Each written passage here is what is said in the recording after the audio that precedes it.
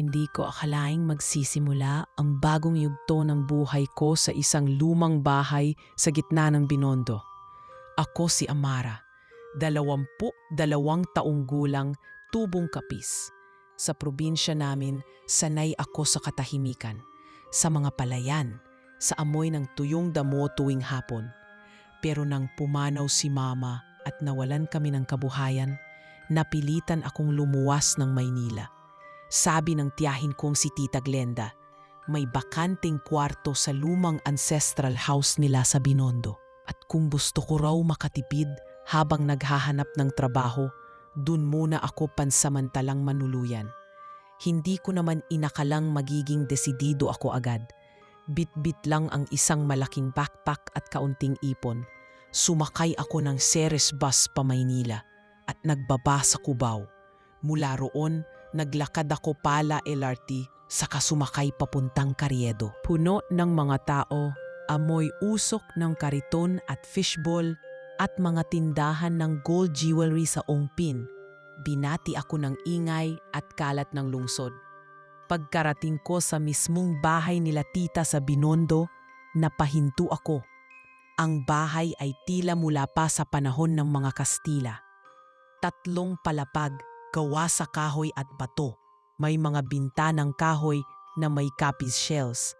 At may mataas na gate na kinakalawang na.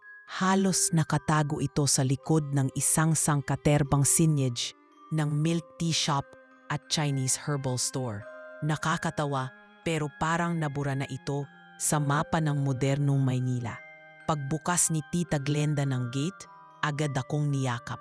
Hi Amara, butit nakarating ka ng maayos. Pasensya na, magulo at maalikabok dito. Di na kasi ito natitirhan simula nang pumanaw ang lola mo. Sabi niya habang tinuturo ang makipot na daan papasok ng bahay. Tahimik lang ako habang sumusunod.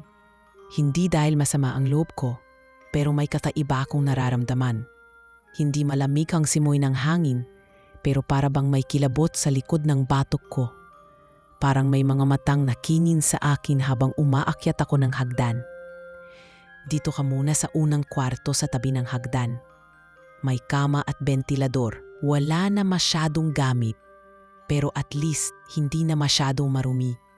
Sabi ni tita habang binubuksan ang pintuan. Pagkapasok ko sa kwarto, naamoy ko agad ang luma at alikabok. Pero may kalma rin siyang dala. Medyo madilim ang ilaw at sa gilid ay may maliit na mesa at aparador. Sa taas ng mesa, may maliit na altar na may imahe ng Santo Niño at ilang lumang kandila. Bukas na lang tayo mag-ayos ha? Pahinga ka muna. Bukas ko ipapakilala yung mamakasera sa kabila. Mag-ingat ka lang sa ikalawang palapad. Di ko pa napaayos ang mga kwarto roon. Napakunot ang noo ko. Bakit po? May sira po ba ang sahig? Ngumiti lang si tita. Yung tipong pilit na ngiti. Hindi naman. Basta, huwag ka nalang aakyat ng walang dahilan. Dahil pagod ako sa biyahe. Hindi ko na pinansin ang sinabi niya. Naligo ako, inayos ang kama at dumapa nang hindi man lang naghapunan. Pero kahit pagod ako, hindi ako agad nakatulog. Nang humimlay ako, naririnig ko ang mahinang paggalos ko sa taas. Parang may lumalakad. Tapos, biglang titigil, saglit pa. May narinig akong tok-tok-tok sa may kisame. Tiningnan ko ang kisame, pero walang anino. Sumilip ako sa bintana. Wala ring tao sa labas. Sinara ko agad ang kurtina. Siguro daga lang yon. Bulong ko sa sarili ko. Nang makatulog ako, nanaginip ako ng isang lalaking nakasuot ng barong Tagalog na tila galing pa sa lumang panahon. Nakatingin siya sa akin habang nakaupo sa loob ng isang madilim na silid. May hawak na rosaryo at umiiyak. Hindi siya nagsalita. Tumingin lang siya, tapos parang dahan-dahang nawala sa ulap. Pagkagising ko, halos madaling araw pa lang. Pawis na pawis ako kahit naka-electric fan ako buong gabi. Pagtingin ko sa mesa sa tabi ng kama, May nakapatong na tuyong bulaklak, itim na rosas. Wala akong maalalang may ganyan doon kagabi. Agad kong tiningnan ang pintuan kung nakasara pa. Oo, may lock pa rin. Ako lang ang nasa kwarto. Tapos, mula sa taas, narinig kong muli ang mahihinang yapak. Hindi ko alam kung ano mas nakakatakot. Yung panaginip ko, yung bulaklak na hindi ko alam kung saan nanggaling, o yung presensyang parang hindi lang ako ang nakatira sa bahay na iyon. Pero isang bagay ang sigurado. Hindi ito ordinaryong bahay. At hindi ako nag-iisa. Pagkababa ko ng kama kinabukasan, ramdam ko pa rin yung bigat sa dibdib. Yung tipong parang may panaginip ka, pero hindi mo alam kung totoo o hindi. Pero may iniwan siyang pakiramdam na hindi mo basta mabura. Nasa isip ko pa rin yung lalaking nakita ko sa panaginip. Nakaupo sa kadiliman, umiiyak, parang nagdadalamhati. At yung tuyong bulaklak na itim, nasa mesa pa rin. Pinulot ko iyon at sininghot. Wala namang kakaibang amoy. Hindi rin amoy bulaklak. Amoy parang lumang papel kung iisipin. Pero sinong maglalagay nito dito? Si tita? Imposible. Wala namang ibang pumapasok sa kwarto at may lock pa nga yung pinto. Pinilit ko na lang kalimutan, baka nga napulot lang ni tita kung saan at naiwan dito kahapon habang naglilinis. Paglabas ko ng kwarto, naamoy ko agad ang amoy ng sinangag. Si tita pala ay maagang nagluto. Good morning, nak. Kumain ka na? May job fair sa Maynila ngayon. Baka gusto mong subukan, sabi niya habang naglalagay ng itlog sa plato ko. Salamat po, tita. Sige po, susubukan ko. Pero tita, may itatanong sana ako. Tumingin siya sa akin, parang nag-aalangan. Tungkol saan? Tungkol sa ikalawang palapag. Bigla siyang natigilan. Kumurap lang siya sandali, tapos tumingin sa bintana. Hindi mo pa rin ba naayos ang gamit mo? Maraming kalat sa loob ng kwarto mo. Baka akala mo may multo. Napangiti ako, pero hindi siya gumanti ng ngiti. Tinapos niya ang usapan doon. Iba ang pakiramdam ko. Parang ayaw niyang pag-usapan yon. Pagkatapos kong kumain, nag-ayos ako at lumabas para pumunta sa job fair sa isang mall sa Avenida. Maghapon akong nag-ikot, nag-fill out ng forms at sa totoo lang, pagod na ako nang makauwi. Pero pagpasok ko sa bahay, may isang matanda sa tapat ng gate namin. Nakaupo siya sa bangketa, nakayuko at parang may sinusulat sa papel gamit ang lapis. Medyo madumi ang suot niya at parang galing pa sa kalye. Akala ko pulubi. Magandang gabi po, bati ko habang binubuksan ang gate. Hindi siya sumagot agad. Pero nang dadaan na ako papasok, bigla siyang nagsalita. Huwag kang lalapit sa salamin sa ikalawang palapag. Napalingon ako sa kanya. Napakunot ang noo. Ano po? Tumingin siya sa akin. Pula ang mata, parang pagod na pagod. Baka hindi mo na kayang ibalik kung anong mabubuksan mo. Napalunok ako. Ano pong ibig ninyong sabihin? Ngunit bago ko pa masundan ang tanong ko, bigla siyang tumayo, iniwan ang papel at naglakad papalayo. Hindi ko alam kung bakit, pero parang nanginginig ang likod ko habang pinagmamasdan siyang lumalayo. Tiningnan ko ang papel na iniwan niya. Walang nakasulat, puro guhit lang ng bilog. Paulit-ulit, paikot, tapos may mata sa gitna. Kinuha ko yon at agad na pumasok sa bahay. Sinara ko ang pinto at dumiretso sa kwarto. Ayoko na munang sabihin kay tita. Baka isipin niyang nai-stress lang ako. Pagkagabi, habang nakahiga ako, narinig ko na naman yung yapak mula sa taas. Paulit-ulit, paikot. Tap, tap, tap. Parang may naglalakad sa itaas. Pero mas malakas na ngayon. Parang hindi lang basta lakad. Parang may bumubulong. Hindi ko alam kung anong pumasok sa utak ko, pero bigla akong tumayo. Kinuha ko ang maliit na flashlight ko at tahimik akong lumabas ng kwarto. Dahan-dahan akong umakyat ng hagdan. Habang tumataas ako, bawat hakbang ay parang may pumipigil sa akin.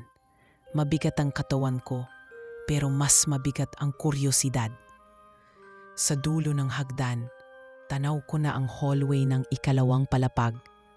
Madilim, amoy lumang kahoy.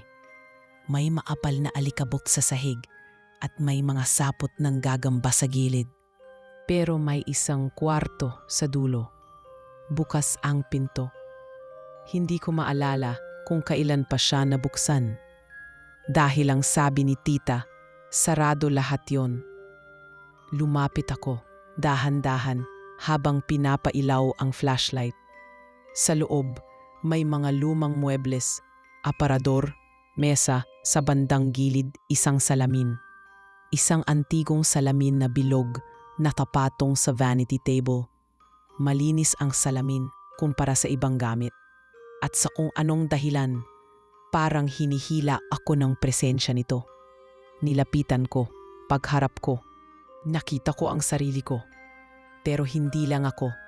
Sa likod ko sa refleksyon, may lalaking nakasuot ng lumang kasuotan, parang barong o kasuotang Kastila. Nakatingin siya sa akin, pero sa aktual na silid, wala namang ibang tao. Paglingon ko sa likod, walang tao. Pero sa salamin, nandoon pa rin siya. Hindi ako makagalaw. Gusto kong tumakbo pero hindi ko maihakbang ang paa ko. Hanggang sa dahan-dahang gumalaw ang bibig ng lalaki sa salamin. Hindi ko maririnig ang sinasabi niya, pero malinaw ang galaw ng bibig niya. Tulungan mo ako. Bigla akong natauhan, umatras at halos matapilok sa sobrang takot. Tumakbo ako pababa ng hagdan at isinara ang pinto ng kwarto ko. Hindi ako makatulog buong gabi.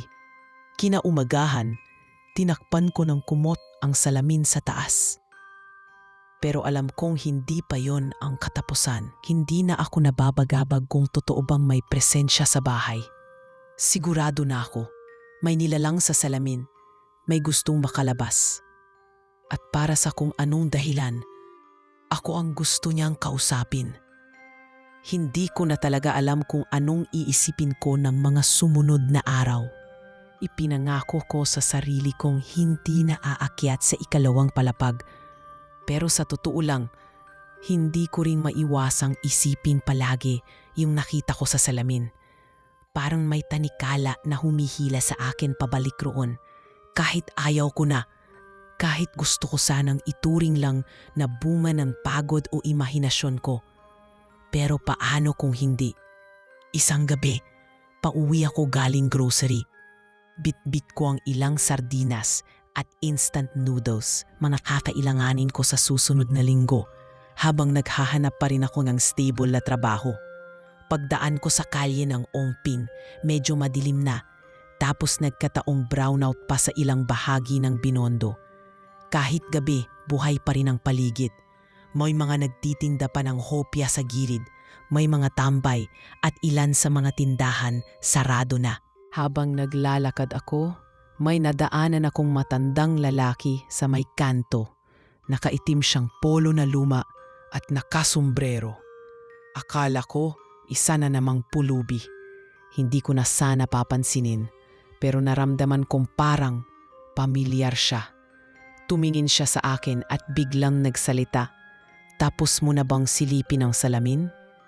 Napahinto ako. Nanlaki ang mata ko.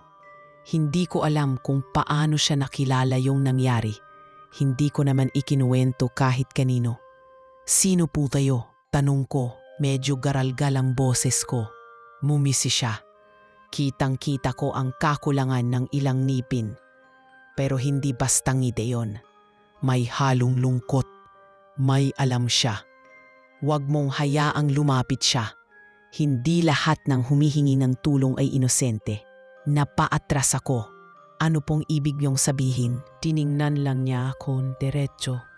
Tapos sabay sabing, may dahilan kung bakit ikinulong siya ng mga ninuno mo. Pakiramdam ko, bumaligtad ang sikmura ko sa narinig ko.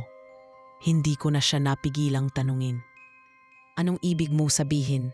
Na engkanto siya? Na totoo ang mamayon? Hindi lang siya basta engkanto, sagot niya. Isa siyang tagabantay at bilanggo. Bago pa ako makapagtanong ulit, bigla siyang tumalikod at sumingit sa isang makipot na eskingita. Pinawag ko siya pero nawala na siya sa dilim. Naiwan akong tulala. Hawak-hawak pa rin ang grocery bag. Pag-uwi ko sa bahay, tuloy-tuloy ako sa kwarto. Pinilit kong wag umakyat sa taas kahit na parang may bumubulong sa akin na dapat kong balikan ang salamin. Pinikit ko na lang ang mata ko at sinubukang natulog. Pero siyempre, hindi rin ako pinatulog ng isip ko. Nanaginip na naman ako. Nandoon na naman siya, yung lalaking nakita ko sa salamin. Pero ngayon, mas malinaw. Hindi na madilim ang paligid. Parang nasa isang lumang bulwagan kami. May chandeliers na gawa sa kristal at mga pulang kurtina sa gilid. Nakaupo siya sa isang mataas na silya na tila trono. Amara, tawag niya. Hindi ko natanong kung paano niya alam ang pangalan ko. Sa panaginip, normal lang na alam niya kailangan kong makalabas. Matagal na akong nakakulong. Pakiusap. Bakit ka nakakulong? Tanong ko. Tumayo siya. Mabagal ang kilos. Parang pagod. Dahil sa kasalanang hindi ko ginawa. Dahil sa takot ng mga tao sa hindi nila maintindihan. Lumapit siya. Ilang hakbang lang ang layo namin sa isa't isa. Magaan ang presensya niya, pero may malalim na lungkot sa mga mata. Ang salamin ay lagusan, Amara. Hindi lang basta refleksyon. Isa itong tanikala. Pero ikaw ang may hawak ng susi. Pagkagising ko, hinihingal ako. Tumayo agad ako at lumabas ng kwarto. Di ko alam kung anong pumasok sa isip ko pero parang wala na akong pakialam. Kung anong panganib ang naghihintay sa akin sa taas. Tumungo ako sa ikalawang palapag. Tahimik ang paligid. Wala ni isang ingay kahit patunog ng langgam sa kahoy. Ang hangin ay parang huminto. Pagpasok ko sa kwarto, kung saan naroon ang salamin, napansin kong may isa na namang bulaklat sa mesa. Pero ngayon, hindi na tuyong rosas. Ito ay sariwang puting liryo. Nilapitan ko ang salamin. Huminga ako ng malalim at tinanggal ang kumot na inilagay ko rito. Sa pagharap ko, nakita ko ulit ang lalaking iyon. Malinaw na ngayon ang mukha niya. Matangos ang ilong, maputi, mahaba ang buhok, may balingkinitang anyo. Pero ang mga mata niya, puno ng pagod at pananabik. Isael, bigla kong nasambit. Ewan ko kung saan galing ang pangalan. Parang kusa ko lang nalaman. Tumango siya. Hindi ako kaaway. Hindi ako nananakit. Pinrotektahan ko ang angkan mo noon. Pero dahil sa takot nila sa akin, isinumpa nila ako rito. Nanlaki ang mata ko. Bakit ako? Bakit ako ang pinipili mong kausapin? Dahil ikaw lang ang may dugo ng babaeng minahal ko noon. Hindi ako agad nakasagot. Tila binuhusan ako ng malamig na tubig. Babaeng minahal niya. Kanino siya tumutukoy? Anong ibig mong? Biglang bumukas ang ilaw sa hallway. Napatigil ako. May papalapit. Agad kong tinakpan ulit ang salamin at lumabas ng kwarto. Si Tita Glenda ang mendoon. May hawak na flashlight. Amara, anong ginagawa mo rito sa taas? Hindi ako makapagsalita agad. Pero kailangan kong tanungin. Tita, totoo po ba na may engkantong nakakulong sa salamin? Nanahimik siya. Ilang segundo siyang hindi nagsalita hanggang sa dahan-dahan siyang tumango. Matagal na yan sa pamilya natin. Akala namin wala nang makakakita sa kanya. Pero kung totoo nga ang sinasabi mo, nagpakita siya sa'yo. Ibig sabihin, gising na siya muli. Kinabahan ako. Bakit po siya nakakulong? Tumingin siya sa akin, seryoso. Dahil minsan minahal siya ng ninuno natin at pinili siyang protektahan kahit labag sa batas ng kanyang lahi. Kaya bilang kapalit, isinumpa siya. At tayo, ang naging tagabantay niya, huminga siya ng malalim. Pero Amara, hindi lahat ng humihingi ng tulong ay inosente. Kahit pa engkanto siya, hindi natin alam kung sino pa rin siya ngayon matapos ang daan-daang taon ng pagkakabilanggo. Bigla kong naramdaman ang kabang hindi ko maipaliwanag. Paano kung tama si tita? Pero paano kung mali siya? At paano kung si Isael ay nagsasabi ng totoo?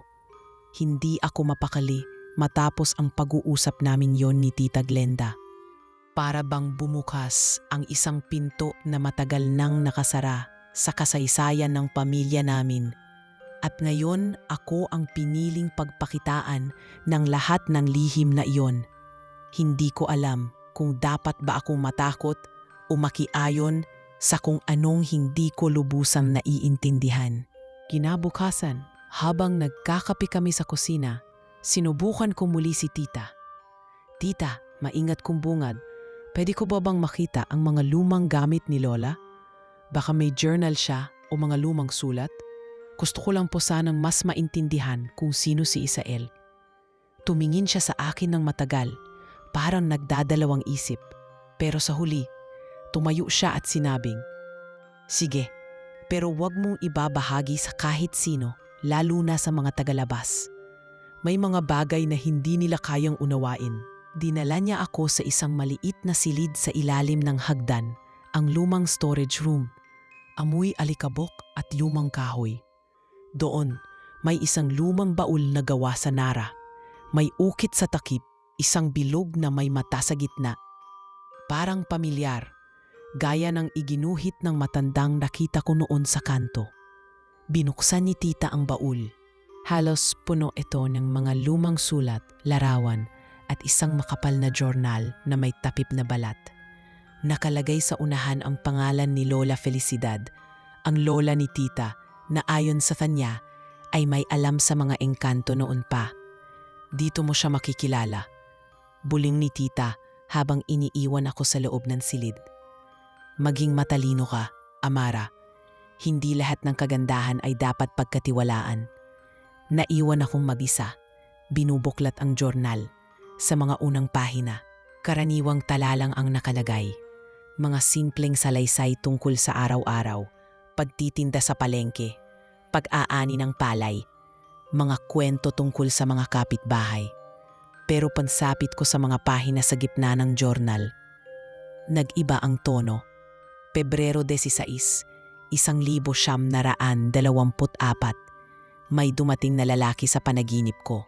Maputi siya, may mahabang buhok at malungkot ang mga mata. Sinabi niyang ako raw ang bantay ng lagusan at ako lang ang makakatulong sa kanya. Pinaniwalaan ko lang na panaginip lang ito. Hanggang sa makita ko siya sa salamin sa lumang kwarto. Kinilabutan ako. Marso 3, 1924. Nakakausap ko na siya araw-araw. Isa siyang engkanto. Pangalan niya, Isael. Humigpit ang hawak ko sa journal. Mahal ko na siya. Tila binugbog ang puso ko ng mga salitang iyon. Si Lola, minahal ang engkanto. Nang malaman ng kapatid kong si Candida ang tungkol sa amin, agad siyang nagpatawag ng ritual. Natakot sila kay Isael. Akala nila niloloko lang ako. Kaya kahit pa nagmamakaawa ako, isinumpa nila siya sa loob ng salamin. Biglang nabasa ko ang bahaging may bakas ng luha. Namantasyan ng tubig ang sulat. Hindi ko siya nailigtas. pinanood kong isinara ang lagusan. Pero bago siya tuluyang mawala, sinabi niya sa akin, "Isang araw babalik ako sa dugong galing sa iyo at hihilingin ko na sana pagbalik ko, hindi na takot ang harapin ko, kundi pagtanggap." Tumigil ako sa pagbabasa. Pakiramdam ko, binugbog ako ng emosyon. Hindi lang pala ito basta kwento ng kakaibang nilalang. Kwento ito ng pag-ibig, ng pagtaksil, ng pananampalataya sa hindi maipaliwanag.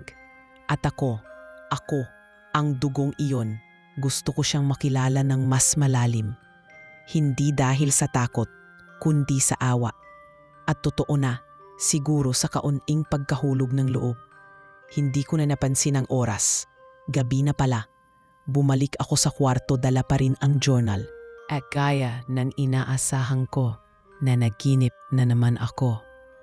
Pero ngayon, hindi na madilim. Wala na kami sa trono o bulwagan.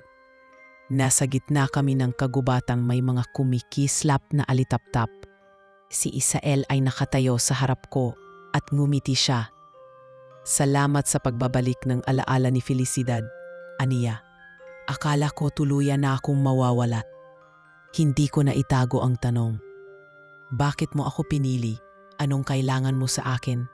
Hindi la akong tagapagmana ng dugong iyon, Amara. Pero ikaw lang ang may puso para pakinggan ako. Sa loob ng 1 siglo, ako'y nakikitang halimaw. Pero hindi mo ako tiningnan sa ganong paraan. Lumingon siya sa malayo at animoy may pinagmamasdan na hindi ko nakikita. May paraan para makalaya ako. Pero kapalit nito, maaari akong mawala o ikaw ang makulong. Hindi ako agad nakasagot.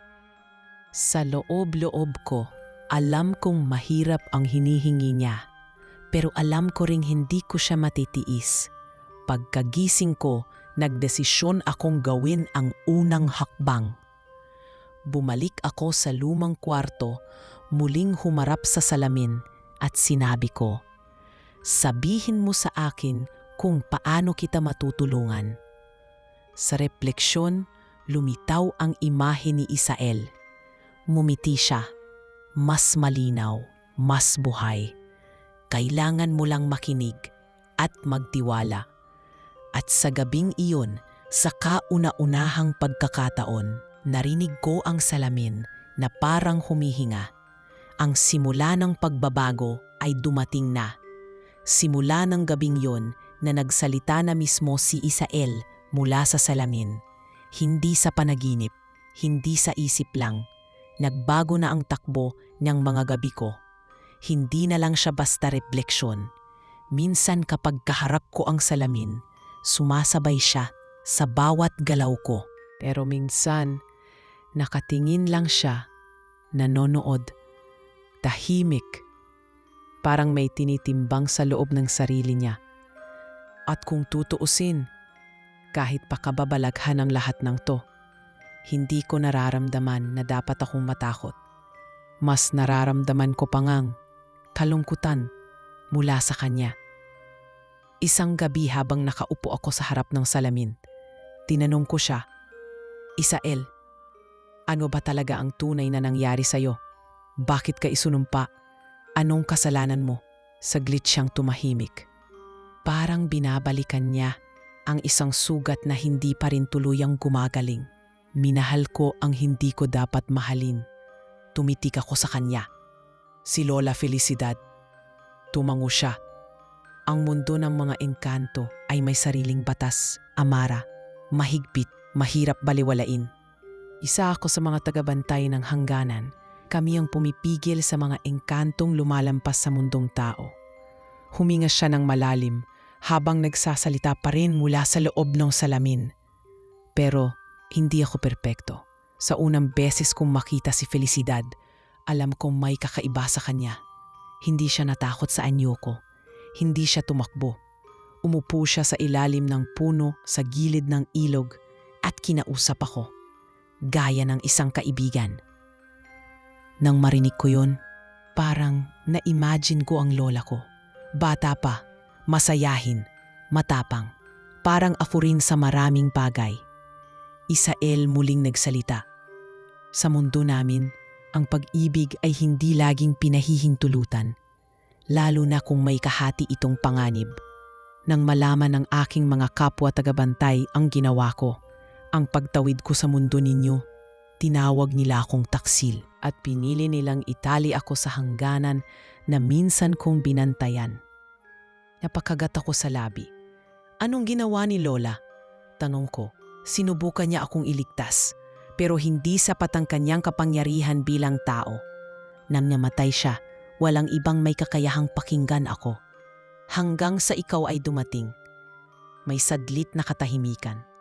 Parang pareho kaming lumulubog sa mga alaalang hindi naman akin, pero ramdam ko sa puso ko. Hindi kita tinatawag para sa awa, Amara. Dagdag niya, kundi para sa tulong na may kapalit. Hindi mo ito kailangang gawin, pero kung pipiliin mong gawin, hindi na kita mapipigilan. Medyo kinabahan ako. Anong kapalit? May selyo sa salamin na inilagay ng mga tagabantay noon. Para matanggal yon, kailangan ng dugong may lahi nila at puso ng taong handang magsakripisyo ng sarili para sa kalayaan ng iba. Halos mapasinghap ako. Ganon kabigat? Tumango siya. Kapag pinutol mo ang selyo, bubuksan mo ang lagusan. Hindi ako ang pwedeng lumabas lang. Lahat ng nasanib o naipit ay maaaring makalabas din. Pati? Masama? Tanong ko. Unti-unting nauunawaan ang panganib. Oo, sagot niya. At kapag hindi ko sila napigilan sa pagbukas ng lagusan, maaaring magdulot ito ng kaguluhan. Kaya ang hinihiling ko ay hindi lang kalayaan, kundi tiwala na pipigilan kong masaktan ka. At ang mundong ito, hindi ko alam kung ilang minuto akong natahimik. Pero bago ko pa man masabi kung anong desisyon ko, biglang bumukas ang pinto ng kwarto ko. Si Tita Glenda. Nanlaki ang mata niya nang makita akong kaharap ang salamin. Amara, sigaw niya. Sinabi ko na sa'yo wag mo siyang pakikinggan. Tumayo ako gulat. Tita, hindi siya masama. Hindi siya nananakit. Hindi siya tulad ng iniisip ninyo. Hindi mo alam ang pinapasok mo. Mariin niyang sagot habang nilalapit ang sarili sa akin. Isael, isa siyang panganib. Baka hindi mo lang alam. Ginagamit ka lang niya. Hindi, mariing sagot ko. Hindi ko nararamdaman yun at nakita ko na rin ang journal ni Lola. Alam ko ang totoo. Tumahimik si Tita. Parang may nabanggit ako na hindi niya inaasahan. Journal? Tumango ako. Lahat nandoon, Tita. Alam ko nang minahal niya si Isael. Alam kong sinubukan niyang iligtas siya, pero hindi kinaya. Pero ako siguro kaya ko. Amara, pabulong masabi ni Tita. Hindi mo alam ang buong kwento. Hindi lang puso ang nilaso ng mga engkanto. Minsan, pati kaluluwa. Humakbang siya palapit sa salamin at tinutok ang daliri niya sa imahe ni Isael. Kung totoo ang sinasabi mong mahal ka niya, bakit kailangang ikaw pa ang masaktan para lang makalaya siya? Hindi sumagot si Isael, pero alam kong narinig niya lahat.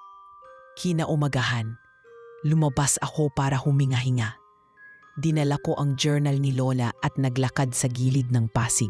Doon ako kadalasan nagpapakalma. Habang binabalikan ko ang journal, may isang pahina na hindi ko pa nababasa. May isang sulat para sa tagapagmana. Kung sakaling dumating ka sa panahong ito at nakikita mong naroon pa rin siya sa salamin, malamang handa ka nang pakinggan siya. Pero tandaan mo, mahal na apo, kapag pinili mong buksan ang lagusan, hindi mo lang siya ang palalayain. Palalayain mo rin ang lahat ng takot, lihim, at panganib na inilihim ng angkan natin sa loob ng daang taon. Bumalik ako sa bahay na may mas matibay na paninindigan. Hindi ito basta sa babalaghan. Isa itong kasaysayang hindi tinapos. At ako ang babasag sa fasumpang siklo ng pagkakait sa katotohanan. Dumaan ako sa kwarto ni Isael. Humarap sa salamin. Handa na ako. Mahinang sabi ko. Sa likod ng refleksyon, Unti-unting nagliwanag ang paligid ni Isael. Sa gitna ng salamin, may lumitaw na hugis. Isang siglong selyo na bilog na may mata sa gitna. Ang simula ng pagbubukas ng lagusan ay nagsimula na. Noong gabing yon na sinabi kong handa na ako, hindi ko talaga alam kung anong ibig sabihin ng salitang handa. Basta alam ko lang, hindi na ako natatakot. Hindi na ako nagdadalawang isip. Gusto ko siyang palayain. Gusto kong tapusin ang kwento ni Isael na hindi na dapat matagal nang nakakulong sa salamin. Kaya sa sumunod na araw, nag-umpisa akong magsaliksik. Hindi ito yung typical na research sa Google. Hindi kasi ordinaryo ang kailangan kong malaman. Nagpunta ako sa National Library, sa USP Archives, pati sa lumang simbahan sa Binondo na may library sa likod. Lahat ng yon may bahagi ng kwento pero kulang. Hanggang sa isang librarian sa Intramuros ang nagkwento tungkol sa isang librong hindi raw basta pinapahawak. Isang libro ng mga sinaunang kasunduan ng mga tao at engkanto. Sino ka ba? Tanong niya habang tinititigan ako. Matanda na siya, halos kuba, pero matalim pa rin ang mga mata. Saka mo na lang po malalaman kapag nahanap ko yung sagot ko. Pinagbigyan niya ako. Dinala niya ako sa isang lumang silid sa likod ng library at doon ipinakita ang isang aklat na halos sakop ng alikabok. Ang pamagat ay mga bantay ng hangganan. Pagbukas ko ng libro, naroon ang mga kwento tungkol sa mga engkantong itinalaga para bantayan ang mga lagusan, ang mga hangganan ng mundong ito at ng kanilang mundo. May isang bahagi na tumukoy kay Isael. Isael, anak ng Haring Nalundas, ay pinatawan ng parusang pagkakapiit sa hangganan ng salamin matapos nitong labagin ang batas ng kanilang lahi, ang pan-ibig sa isang mortal. Ang kanyang kalayaan ay maaari lamang maganap kung ang tagapagmana ng dugong nakipagtipan sa kanya ay handang ihandog ang sarili sa panandaliang pagsanib upang pansamantalang maging tulay ng dalawang mundo. Panandaliang pagsanib, hindi kamatayan pero hindi rin biro. Bumalik ako ng bahay na parang may apoy sa dibdib ko. Wala na akong pakialam kahit nakahunot ang noo ni Tita Glenda habang tinitingnan akong tuwid na dumiretso sa ikalawang palapag. Pagsara ng pinto ng silid, agad kong hinarap ang salamin. Nandoon si Isael, nakatingin, tahimik. Ikaw lang ba ang makakadaan sa lagusan? Tanong ko. Umiling siya. Kapag nabuksan ang lagusan, maaaring makapasok din ang iba. May mga nilalang na hindi dapat makatawid. Ang ilan, matagal nang naghihintay. Paano natin sila mapipigilan? Bakit hindi ka na lang maghintay ng 100 taon? Tanong ko. Numingiti, pero bakas ang kaba. Dahil ikaw lang ang dumating. Ikaw lang ang nakarinig. At kapag hindi ko napigilan ang paglapit ng ibang nilalang sa lagusan, baka hindi lang ako ang makalaya. Baka masama rin sila. Tahimik kami pareho. Saka ako tumingin diretso sa kanya. Sige, gawin natin. Hindi na siya ngumiti. Pero nakita ko ang pasasalamat sa mga mata niya. Sa sumunod na gabi, sinimulan namin ang ritual. Gamit ang mga tagubilin sa journal ni Lola Felicidad, nagsindi ako ng 3 kandila. Isa sa silangan, isa sa kanluran, at isa sa gitna. May inukit akong bilog sa sahig gamit ang asin. Sa gitna, inilagay ko ang pulseras na iniwan noon ni Isael sa panaginip. At saka ako humarap sa salamin. Pumayo ako sa harap nito at sinimulang bigkasin ang mga salitang nasa huling pahina ng journal. Bukas ang pintuan. Sa lago, sa alaala, sa pag-ibig, sa pagsisisi. Hindi para magwasak kundi para magtama. Sa ngalan ng pagkakait, ngayon ay pinapahintulutan. Biglang nagliwanag ang buong silid. Parang may bagyong hindi maipaliwanag. Umikot ang hangin, kumislap ang mga kandila at sa isang iglap nawala si Isael sa salamin. Pero biglang dumilim ang paligid. Sa loob ng ilang segundo, wala akong makita. Pero ramdam kong may dumadaan na malamig na presensya. Mabilis, parang may bumangga sa katawan ko. 1, 2, 3. Mga nilalang, mga anino. May mga matang pula. May mga mukhang hindi ko maipaliwanag.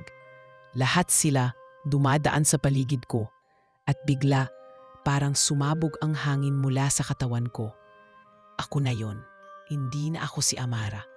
Ako na si Isael. Ramdam ko ang bawat hibla ng buhok ko, ang lakas ng loob ko, ang kapangyarihan sa dulo ng mga daliri ko. Tumingin ako sa paligid at inangat ang kamay. Isinara ko ang palad ko at biglang bumaon ang liwanag sa paligid. Pumalik kayo, sigaw ko ng boses ni Isael gamit ang katawan ko. At isa-isang naitulak ang mga nilalang palayo. Nagsisisigaw sila, nananaghoy, pero wala akong awa. Isa akong tagabantay, isa akong bilanggo noon, pero ngayong gabing ito, ako ang humahawak ng huling salita. Sa huling pitik ng daliri ko, pumutok ang gitna ng bilog ng asin at kasabay nito, pumalik ang katahimikan. Humina ang hangin. Nawalang bigla ang liwanag at naramdaman kong dahan-dahang binabalik sa akin ang katawan ko. Pagdilat ko, nakahandusay ako sa sahig. Pawis na pawis, nanginginig. Sa salamin, naroon ulit si Isael. Pero hindi na siya mukhang nakakulong. Tahimik siyang tumingin sa akin, saka nagsalita. Salamat, Amara. Hindi lang ako ang pinalaya mo, pati sarili mong angkan. At unti-unti, naglaho na ang imahe niya sa salamin. Ngayon, ang salamin ay salamin na lamang. At ako ay hindi na lang basta Amara mula Capiz. Ako na ang bagong tagabantay ng hangganan. Akala ko tapos na. Akala ko pagkatapos ng ritual, pagkatapos mapalayas ang mga nilalang mula sa lagusan, at maipalaya si Isael mula sa sumpa, magiging tahimik na ang lahat. Pero hindi pala ganun kadali ang magsara ng 100 taong kasaysayan. Hindi pala ganun kabilis burahin ang ugnayan ng tao at ng mga nilalang sa kabilang mundo. Kinabukasan, pagkagising ko, ang unang bagay na hinanap ng mata ko ay ang salamin. At naroon pa rin ito. Pero totoo ngang wala na si Isael. Isa na lamang itong ordinaryong salamin. Wala nang refleksyon maliban sa sarili ko. Pinagmasdan ko ang sarili kong mukha. Para bang may nagbago. Parang mas malalim na ako. Hindi na ako yung Amara na natatakot sa kaluskos sa kisame o nananaginip ng kakaibang nilalang. Ako na yung Amara na nakaharap sa hindi maintindihang katotohanan at tinanggap ito. Nang gabing iyon, bumaba ako sa kusina. Tahimik si Tita Glenda. Para bang alam niyang may nangyari. Hindi ko na kailangang magsalita. Nilingon niya ako habang nagkakape siya. Wala na siya, di ba? Tumango ako. Wala na siya. Pinalaya ko na siya. May binuksang kang mas malaki kaysa sa akala mo. Hindi na ginisip ang mainit na tasa ng kape. At ngayon, ikaw na ang bagong tanod. Pero totoo ang naramdaman ko. May koneksyon pa rin ako sa lagusan. Para bang kahit wala na si Isael sa salamin, may dumadaloy pa ring enerhiya sa paligid. Laging kising ang diwa ko. Sa sumunod na linggo, balik ako sa normal na routine. Naghahanap pa rin ako ng trabaho. Nagsimula na ring maglinis sa buong bahay para kahit papaano makatulong kay tita. Pero sa likod ng bawat galaw ko, ramdam ko pa rin ang selyadong kasaysayan na parang humihinga sa mga pader ng lumang bahay. At isang gabi, isang linggong eksakto matapos ang ritual, may nangyari. Nagising ako sa tunog ng pagkabog sa sahig. Malakas, hindi tulad ng dating mga yapak. Ito, parang suntok. Parang may pilit na lumalabas mula sa ilalim ng sahig. Napabalikwas ako ng bangon. Tuningin sa paligid. Nakapatay ang ilaw. Tumayo ako, kinuha ang flashlight at lumabas ng kwarto. Tahimik ang buong bahay. Wala si tita. Nasa night shift siya bilang nurse. Habang umaakyat ako sa hagdan, mas lumalakas ang tunog. Galing ito sa lumang silid sa ikalawang palapag. Nilakasan ko ang loob ko, binuksan ang pinto. At laking gulat ko nang makita ang salamin. Oo, yung salamin. Nanginginig, umiilaw sa gitna. May nabubuo sa likod ng refleksyon. Pero hindi si Isael. Ang lumilitaw ay mga anino. At sa gitna nila, isang nilalang na hindi ko pa nakita kailanman. Maputla ang balat, dilaw ang mata, at ang ngiti niya masyadong malawak para sa isang tao. Nakatingin siya diretso sa akin mula sa loob ng salamin. Hindi siya si Isael. Amara, aniya, gamit ang mababang boses. Bukas na ang daan, pero hindi pa ito tapos. Nanigas ako sa kinatatayuan ko. Hindi ko alam kung paano siya nakapasok sa refleksyon o kung isa ba siyang nilalang na hindi na itulak pabalik nung gabing ginamit ni Isael ang katawan ko. Pero ang alam ko lang, hindi siya dapat narito. Hindi ka ang tagabantay, sabi niya. Ikaw ang lagusan. Biglang sumakit ang ulo ko. Para bang may bumangga sa sentido ko. Napaupo ako sa sahig. Nakita kong bumalot ng makapal na usok ang paligid ng salamin. Sa gitna nito, may mga hugis na parang kamay na pilot lumalabas, pero may boses sa likod ng isip ko. Isang pamilyar na boses. Amara, huwag kang matakot. Si Isael. Naramdaman ko ang presensya niya. Hindi siya sa salamin kundi sa loob ko. Hindi pa tapos ang lahat. Ngunit binigyan kita ng bahagi ng aking lakas. Ikaw na ang susi na yon. Isara mo ang lagusan. Pilit kong tinindig ang sarili ko kahit gumugulong ang ulo ko sa sakit. Nagtataka ako kung anong lakas ang sinasabi niya. Pero naramdaman ko na lang na ang paligid ng palad ko ay umiinit. Pagtingin ko, may ilaw, maliit sa simula, pero lumalawak habang humahawak ako sa hangin mismo. Isang hugis ng bilog ang nabuo sa harap ko, isang selyo. At sa pagsigaw ko ng, "Tama na!" pumutok ang ilaw mula sa kamay ko papunta sa salamin. Nagliyab ito at kumislap. Nagsisigaw ang nilalang sa loob. Bumabaluktot ang katawan niya at naramdaman kong parang hinihigop siya paatras. Pumutok ang salamin. Hindi sa pagkabasag, kundi parang naselyuhan mula sa loob. Naging itim ito at unti-unting naging karaniwang slamin muli. Humihingal ako. Pawis na pawis, pero buhay.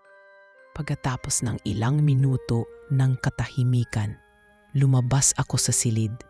Tumungo sa kusina, naupo at pinunasan ang mukha ko. Ngayon ko naintindihan ang ibig sabihin ng tagabantay. Hindi ito titulo. Isa itong responsibilidad at minsan isang sumpa rin. Pero hindi ako babalik dahil kung si Isael ay pinagbayaran ang kanyang kasalanan sa loob ng 1 siglo, ako naman paninindigan ko ang pagiging tagapagsara ng lahat ng hindi dapat magpatuloy. Ako si Amara. At sa Binondo, sa ilalim ng isang lumang bahay, ako ang bagong tanod ng lagusan. Pagkatapos ng gabing yon, yung mismong gabi kung saan sinubukang pasukin ng isang nilalang ang lagusan sa salamin, hindi na talaga naging katulad ng dati ang mga sumunod kong araw. Parang may nakaabang, parang may umaaligid sa paligid ko. Hindi ko man nakikita, pero ramdam ng balat ko. Sa bawat hakbang, bawat kanto, bawat tahimik na sandali, may pakiramdam akong sinusundan ako ng mga matang hindi ko mahanap. Pero sa kabila ng lahat, mas lumalim din ang paninindigan ko. Ako na ang tanod ng hangganan. At kung may isa mang bagay na malinaw, yun ay hindi na si Isael ang dapat kong alalahanin. Dahil sa oras na binuksan ko ang lagusan para sa kanyang paglaya, nabuksan ko na rin ang mga puwang ng iba pang nakalimutang nilalang. At ngayong ako na ang tagapagsara, hindi ko pwedeng basta na lang umurong. Isang linggo pagkatapos ng insidente, isang kakaibang panaginip ang tumambad sa akin. Nasa gitna ako ng isang parang. Maliwanag ang buwan, pero ang paligid ay para masyadong tahimik para sa isang gabi. Walang kuliglig, walang hangin. May isang puno sa gitna ng parang at sa ilalim nito may nakatayo. Isang babae. Mahaba ang buhok niya hanggang baywang. Nakadamit siya ng kulay ginto at may pakpak siya sa likod na parang yari sa liwanag. Hindi siya mukhang mapanganib, pero hindi rin siya mukhang karaniwan. Nilapitan ko siya. Hindi ako nagsalita, pero parang alam na niya kung bakit ako naroon. Amara, tawag niya sa akin. Matagal na kitang hinihintay. Napakunot noo ako. Sino ka? Ako si Lirande, isa ako sa mga bantay ng silangan. Umupo siya sa ilalim ng puno. Si Isael ay isa sa mga amin. Bago siya tuluyang nawala sa amin, ipinadala niya sa akin ang huling selyo ng hangganan.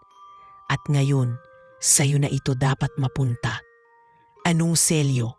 Tanong ko. Hindi ko alam kung panaginip lang ito o isa na namang paglabas ng mga nilalang mula sa kabila. Nilabas niya mula sa palad niya ang isang maliit na bilog na bato, tila simpleng kwintas. Pero pagtingin ko, may ukit ito, isang mata sa gitna ng araw. Ito ang mutya ng hangganan. Ito ang magbibigay sa iyo ng lakas para hindi ka lang maging tanod, kundi maging tagapigil. Tinuwa ko ito at sa mismong sandaling hawak ko na, biglang sumiklab ang paligid. Parang may nagliyab na apoy sa buong parang. Pero hindi ito mainit. Naramdaman ko ang enerhiya na parang dumaloy sa bawat ugat ko. At bago tuluyang maglaho ang panaginip, narinig ko ang huling sinabi ni Lirande. Hindi lahat ng makatawid ay masama, pero lahat ng hindi dapat ay may dahilan kung bakit isinara ang kanilang daan. Pagkagising ko, pawis na pawis ako. Pero nasa kamay ko pa rin ang mutya. Hindi siya panaginip. Sa mga sumunod na araw, sinubukan kong alamin pa ang gamit ng mutya.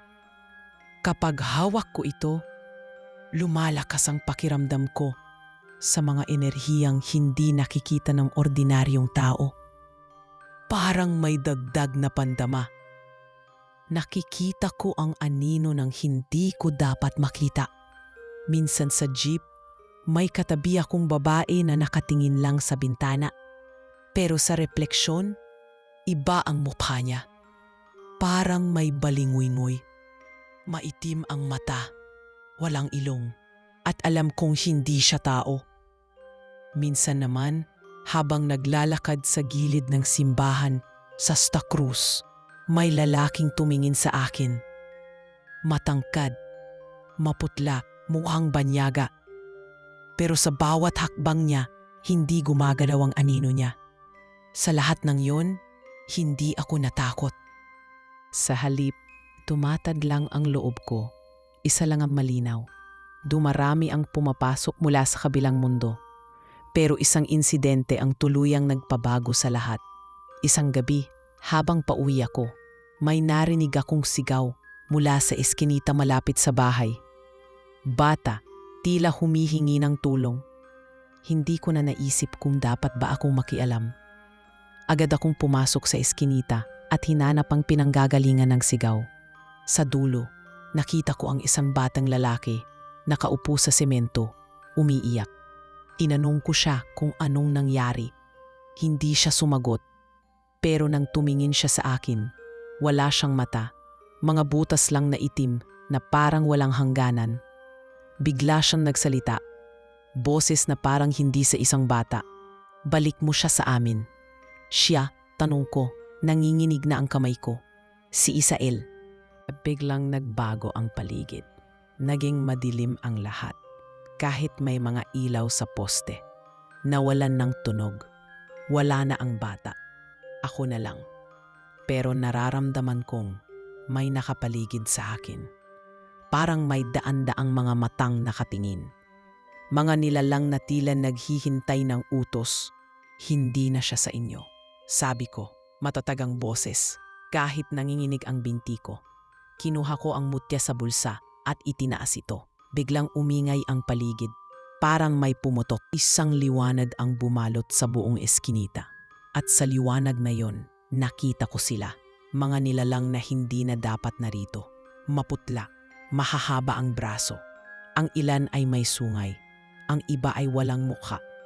Lahat sila napaatras. Parang natatakot sa hawak kong mutya.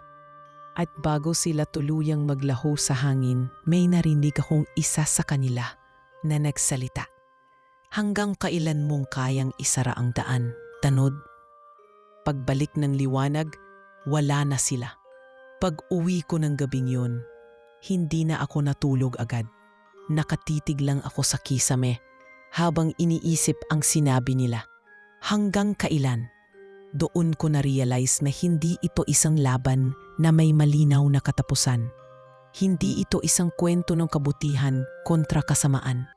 Ito ay kwento ng pagpapanatili ng balanse. Ang papel ko bilang tanod ng hangganan ay hindi lang basta magbantay, kundi panatilihin ang dalawang mundo sa kani-kanilang lugar para walang manghimasok sa mundong hindi para sa kanila. At kung may bagong pagbabanta, ako ang unang haharap. Sa mga sumunod na araw, parang nag-iba ang tibok ng mundo sa paligid ko. Hindi man halata sa mata ng iba, pero sa bawat pagdaan ng oras, bawat tunog ng kampana ng simbahan sa Binondo, bawat paglangit-ngit ng kahoy sa bahay, ramdam ko may gumagalaw na sa kabilang dako ng hangganan. Hindi na ito tulad ng dati na paisa-isang presensya lang ang nararamdaman ko. Ngayon, para bang may bumubuo ng plano, isang kumpas ng mga nilalang na naghihintay lang ng maling hakbang mula sa akin. Pero hindi ako natitinag. Ginawa ko ang dapat kong gawin bilang bagong tanod. Gabi-gabi, pinapalibutan ko ng asin ang paligid ng salamin.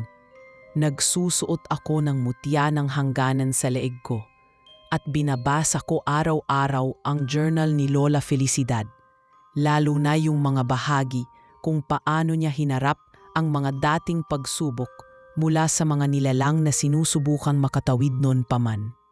Hindi rin ako lumiban sa panaginip. Si Lirande, ang engkantadang bantay ng silangan, bumabalik siya paminsan-minsan sa mga panaginip ko para magbigay ng babala.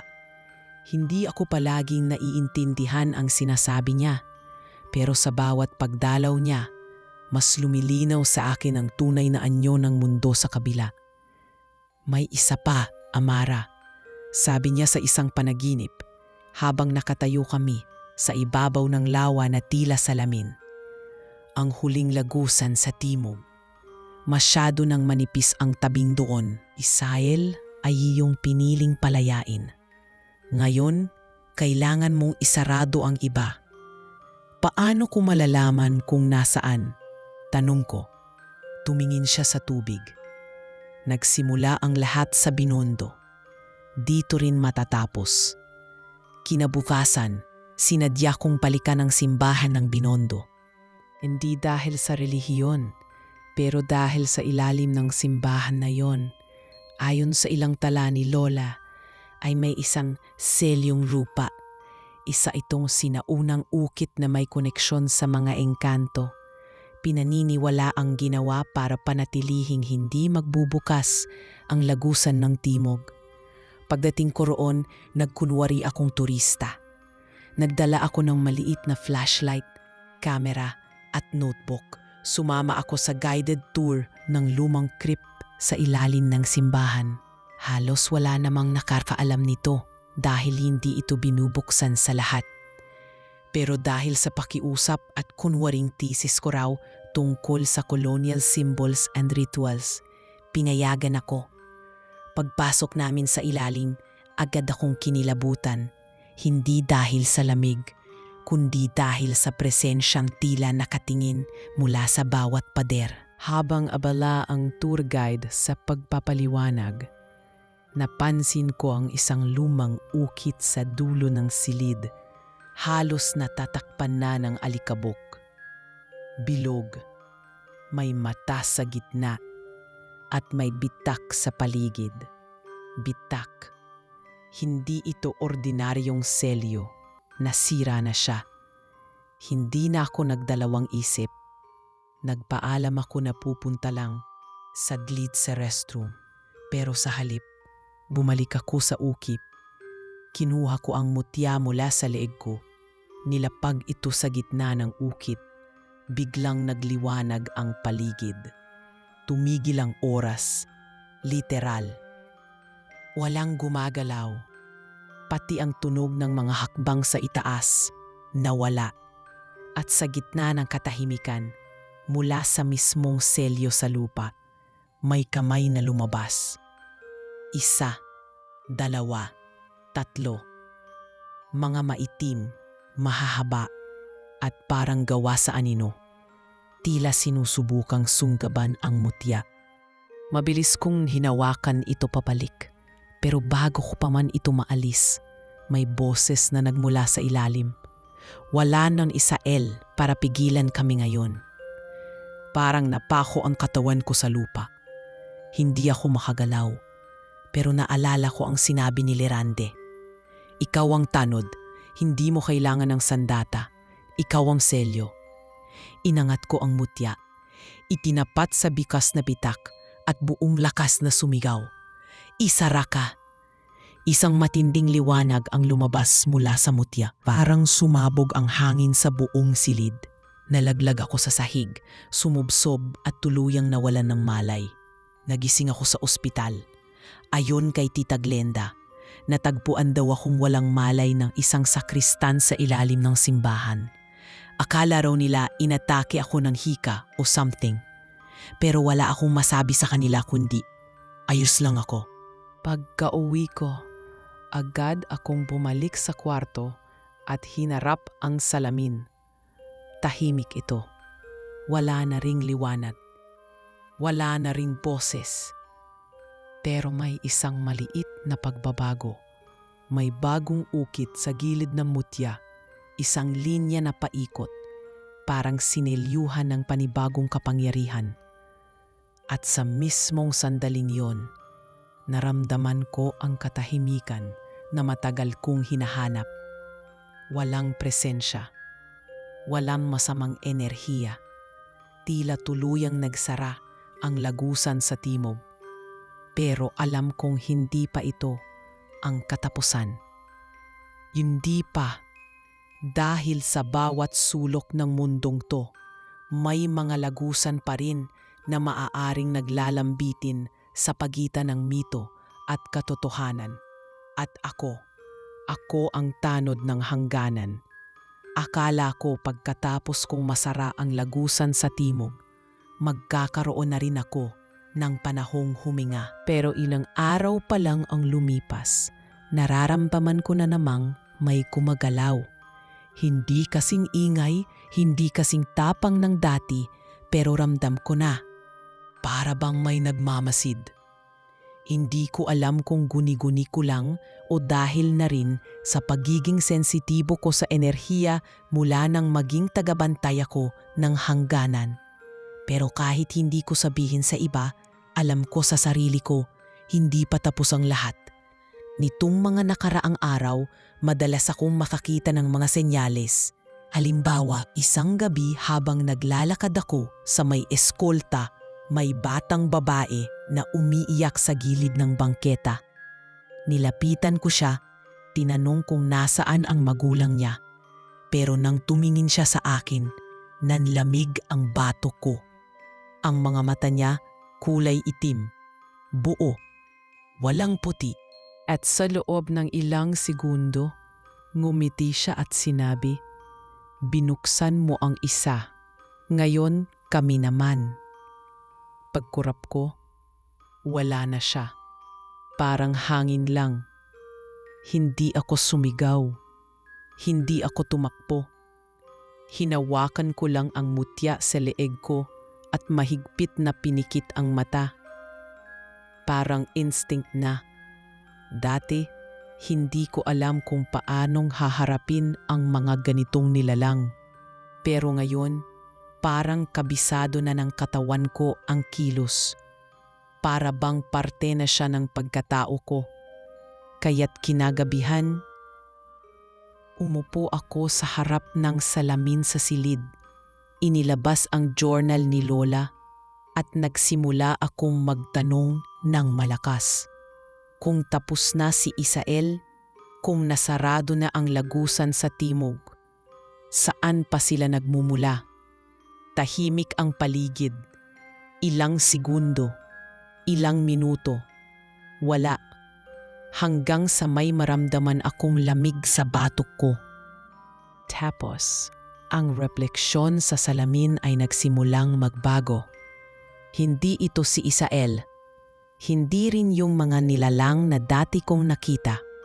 Ito'y imahe ng isang matandang lalaki.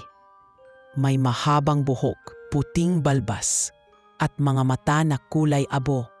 Matulis ang tingin, parang isang matandang manghuhusga. At sa likod niya may mga aninong nakatayo.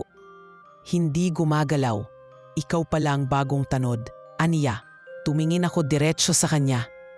At sino ka naman? Ako si Dumalangit, isa sa mga tagapangalaga ng Hilaga. Hindi ko alam kung dapat akong matuwa o kabahan, pero sa dami na ng kakaibang nilalang na nakilala ko, natutunan ko nang huwag magpakita ng alinlangan. Bakit ka nandito? Tanong ko. Hindi para sumalakay, sagot niya, kundi para magbabala. Napakunot ang noo ko. Magbabala. May isang nilalang na matagal nang nakatakas sa mata ng mga bantay. Matagal siyang nakapagtago at ngayon, ginagamit niya ang pagbukas ng mga lagusan bilang pagkakataon upang makabalik. Tumahimik siya. Tumingin siya sa akin ng matagal, parang sinusukat kung kakayanin ko ba ang susunod niyang sasabihin. Siya ang tinatawag na laklakan. Isa sa pinakamatandang engkanto ng kadiliman. Hindi na siya kabilang sa aming mundo at hindi na rin sa inyo. Isa na siyang halimaw. Napatayo ako sa kinauupuan ko. Hindi dahil sa takot, kundi dahil sa bigat ng pangalan. Laklakan, pangalan ay pamilyar. Binuklat ko agad ang journal ni Lola at hinanap ang pahina na dati ko lang sinulyapan. Naroon na, isang pahina na halos binura na ng panahon pero may bahid pa ng tinta. Kung may isa mang nilalang na hindi dapat maibalik, iyon ay si Laklakan. Hindi siya ginapos, hindi siya itinapon, siya ay sinumpa at isinara sa sarili niyang dilim. Ngunit kung may makakahanap sa kanyang pangalan at muling banggitin ito sa lagusan, maibabalik siya. Humigpit ang hawak po sa gilid ng libro. "Bakit mo sinasabi to sa akin na yun lang?" Tanong ko kay Dumalangit dahil ngayon lang siya muling lumitaw sa hangganan, aniya. "At ikaw na lang ang tanod na gising." Natigilan ako. Anong ibig mong sabihin? Karamihan sa mga tagabantay ay tumalikod na sa tungkulin. Nahulog sa tukso. Ang iba, nilamon ng takot. Ikaw na lang ang may sapat na mutya upang harapin siya. Huminga ako ng malalim. "Paano ko siya mahahanap?" "Hindi mo siya kailangang hanapin," sagot niya. "Siyang hahanap sa'yo." At sa mismong saglit na iyon, biglang nagdilim ang salamin. Nawala ang imahe ni Dumalangit. Ang buong kwarto nabalot ng katahimikan. Pero hindi ako natakot. Dahil ngayong alam ko na kung sino ang kalaban, mas madali ko na siyang haharapin. Pinikit ko ang mga mata ko. Sa ilalim ng dibdib kong may apoy. Hindi literal, pero ramdam ko ito sa bawat pintig ng puso ko. Isa kong tagabantay at kung may parating na nilalang na kayang sumira sa balanse ng dalawang mundo, hindi siya makakadaan nang hindi ako humaharang. "Sige, laklakan," bulong po sa sarili ko. "Kung gusto mong bumalik, dadaan ka sa akin." Mula noong sinabi ni Dumalangit na ako na lang ang natitirang gising na tanod, mas naging matalin na ang pakiramdam ko sa paligid. Sa bawat pagdilat ng mata ko tuwing umaga, sa bawat paglakad ko sa kalsada ng Binondo, at lalo na tuwing gabi habang tahimik ang buong bahay, parang palaging may anumang naghihintay. Hindi ko pa nakikita si Laklakan. Pero sa bawat malamig na dampi ng hangin, sa bawat aninong dumaan sa gilid ng paningin ko, alam kong papalapit na siya. Hindi na ako natatakot. Pero hindi ibig sabihin handa na ako. Kaya't sa tulong ng journal ni Lola Felicidad at ng mga pangitain ni Lirande, sinimulan kong tipunin ang 3 selyo na kailangan para isara ang anumang huling lagusan na maaaring gamitin ni Laklakan para makatawid. Ayon sa mga tala, may 3 selyo na binuo noon pa man upang tuluyang isarado ang mundo ng kadiliman. Selyo ng liwanag, selyo ng dugo, at selyo ng diwa. Ang selyo ng liwanag, nakuha ko na. Yon ang mutya ng hangganan na iniwan sa akin ni Isael. Ang selyo ng dugo, iyon daw ay hindi bagay, kundi ang mismong tanod. Ayon kay Lola, ang lakas ng tanod ay nakuugat sa dugong nagmula sa una niyang pagkakaugnay sa isang engkanto. Sa madaling salita, ako mismo. Pero ang huli, ang pinakadelikado, ang selyo ng diwa, ito raw ang pinakamahirap makuha. Hindi ito bagay. Hindi rin ito tao. Isa itong panata, isang buo at tapat na pangakong kayang tanggapin ang buong bigat ng pagiging tanod kahit ikapahamak pa ng sarili mong kaluluwa. At iyon ang kulang sa akin. Kaya't isang gabi, tumayo ako sa harap ng salamin. Sa wakas, hindi ko na siya kinatatakutan. Nilagyan ko ng asin ng paligid. Inilagay ko ang mutya sa gitna ng sahig. Saka ako umupo sa gitna ng bilog. Huminga ako ng malalim. At sa pinakatahimik na boses na kaya ko, dinudulog ko ang selyo ng diwa. Sa harap ng liwanag, sa ilalim ng anino, tinatanggap ko ang tungkulin ng tanod. Hindi lang ngayon, kundi hanggang sa katapusan ng lahat ng lagusan. At biglang lumiwanag ang buong silid. Sa kisame, sa sahig, sa salamin, parang may kumikislap na mga ukit na lumalabas. Mula sa mutya, umangat ang liwanag at saka ako binalot ng init na hindi masakit. Para akong niyakap ng isang bagay na hindi ko makita at may narinig akong bulong. Tinanggap mo na ang hindi maibabalik. Pagdilat ko, wala na ang liwanag. Wala na ring mga ukit. Tahimik na ulit ang kwarto. Pero sa dibdib ko, may mainit pa rin. Hindi sakit, kundi lakas. Sa sandaling yon, alam kong kumpleto na ang 3 selyo. Kinabukasan, habang naglalakad ako sa gilid ng Chinatown, may kakaibang katahimikan. Hindi na ito yung normal na ingay ng Maynila. Para bang pinatahimik ang buong paligid para sa isang bagay na hindi ordinaryo. At saka siya dumating, silaklakan. Hindi siya dumating na may kasamang apoy o bagyo. Wala ring lindol. Dumating siya na parang usok, dumaan sa gitna ng kalsada. At unti-unting bumuo ng anyo. Una, paa. Sunod, binti ng kabuuan niya. Isang nilalang na parang tao, pero hindi talaga. Balot siya ng maitim na tela. Ang mukha niya ay parang alikabok na pinilit gawing anyo ng tao. Walang ilong, walang bibig. Pero may 2 mata na kulay abo.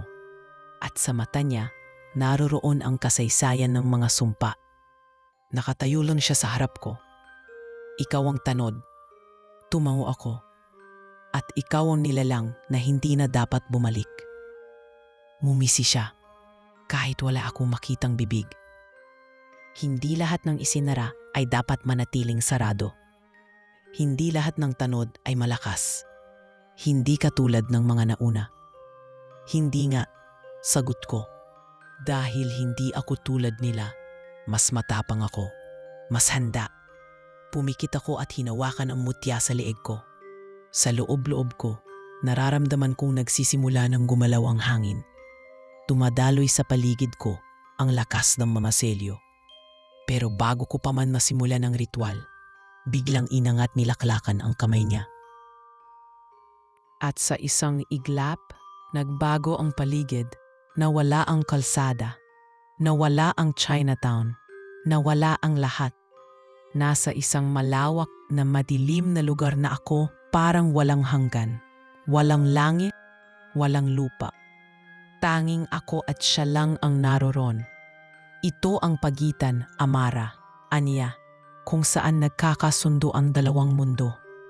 Isa kang tagabantay, pero dito, pantay tayo.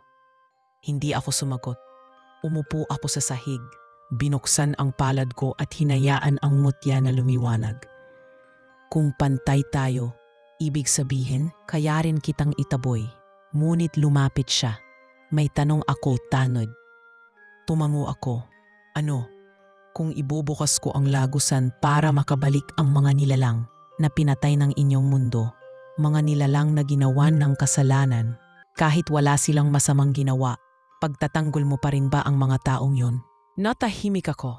Alam kong hindi lahat ng tao ay mabuti. Pero hindi rin lahat ng nilalang ay inosente. At iyon ang naging malinaw sa akin mula nang maging tanod ako. Hindi ito laban ng masama at mabuti. Ito ay laban ng balanse, kaya't dahan-dahan kong inangat ang mutya. Hindi ko pinoprotektahan ang mga tao dahil karapat-dapat silang protektahan. Sagot ko. Pinoprotektahan ko ang hangganan dahil kapag nabura yun, lahat tayo mawawala, maging engkanto o tao. At doon ko binigkas ang huling ritual. Sa ngalan ng 3 selyo, liwanag, dugo at diwa, isinasarado ko ang huling lagusan. Sumigaw silaklakan, isang sigaw na parang galit, lungkot at pagkatalo na hindi kayang unawain.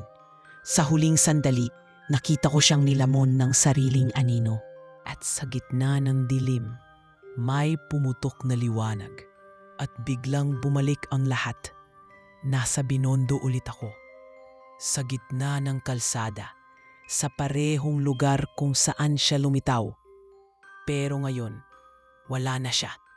At ako ang tanod na isinara ang huling lagusan. Pagkatapos ng gabing yon, hindi ko na muling nakita si Laklakan. Wala nang bigla ang presensya sa salamin. Wala nang bulong sa dilim. Wala na rin yung malamig na hangin sa batok ko na parang sinasabi sa akin na may padating pa. Tahimik na ang Binondo. Pero iba na rin ang katahimikang yon. Hindi tulad ng dati na parang may tinatago. Ngayon, ito'y parang buntong hininga ng isang lugar na matagal ng pagod. Matagal akong nakatayo sa gitna ng kalsada pagkatapos kong isara ang huling lagusan. Walang nakapansin sa akin. Walang nakakaalam kung ano ang nangyari. Para lang akong isa sa mga ordinaryong taong naglalakad. Pero sa totoo lang, isang malaking digmaan ng dalawang mundo ang katatapos lang. At ang digmaan na yon, walang ni isang putok ng baril, walang sigawan, pero buhay ang nakataya. Pag-uwi ko sa bahay, sinalubong ako ni Tita Glenda sa may kusina. Tahimik siyang naglalagay ng mainit na sabaw sa mangkok, saka inabot sa akin.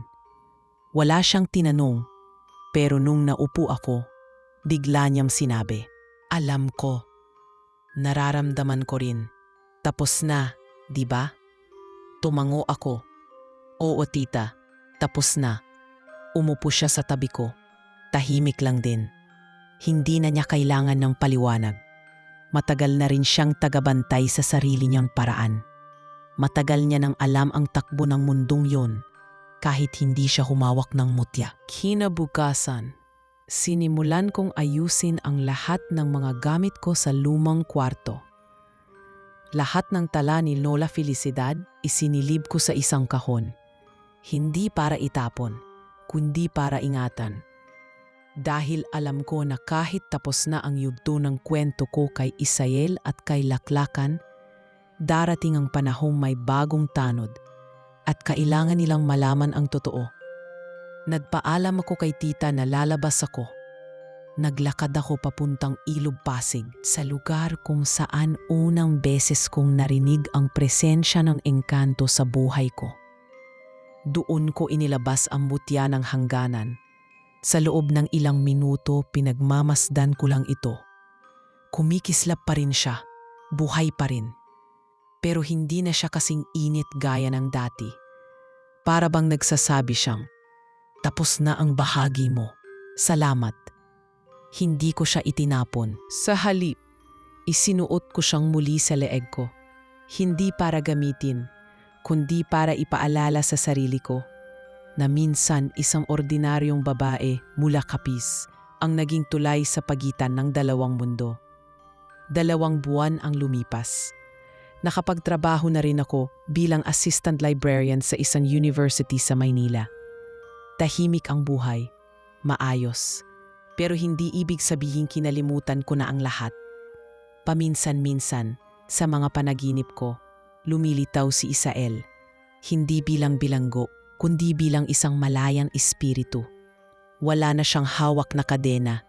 Wala na rin ang lungkot sa mata niya. Sinasabayan niya lang akong manahimik sa isang lugar sa ilalim ng buwan. Isang beses, lumapit siya sa akin sa panaginip at sabing, "Hindi mo ako pinili dahil mahal mo ako. Pinili mo ako dahil alam mong tama." Numiti ako sa kanya. Pareho lang yon minsan, at sa huling sandali ng panaginip, bago siya mawala, iniwan niya ako ng isang linya na hanggang ngayon ay dala ko. Ang hangganan ay hindi lang espasyo.